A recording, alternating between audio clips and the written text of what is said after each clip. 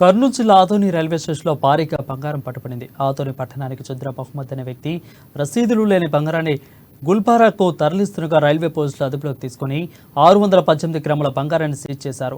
పట్టుబడిన బంగారం విలువ సుమారు 41 లక్షలు ఉంటుందని రైల్వే పోలీసులు అన్నారు.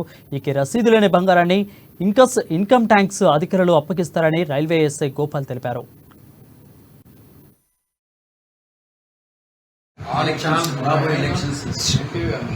సందర్భంగా ఎన్నికల కోడ్ వచ్చినందుకు రాయశ్రీ ఎస్పీ మేడం గారి రైల్వే ఎస్పీ మేడం గారి ఉత్తర్వుల మేరకు రాత్రిపూట తనిఖీ చేస్తుండగా నిన్న రాత్రి 27/3/2024 రాత్రి 12:10 బసవ ఎక్స్ప్రెస్ S9 బోగీలో ఒక వ్యక్తి అనానుష్కంగా ఎక్కుతుండగా మేము అతనిని పట్టుకుని విచారించాము. అతని పేరు వచ్చేసి Mohammed Mohinuddin, age 28 years, son of Shainullah Mohammed అని చెప్పినాడు. ఇతను వచ్చేసి ఆదోనిలో షరఫ్ బజార్లో షాప్ పెట్టుకుని జీవనం చేస్తున్నాడు. ఇతను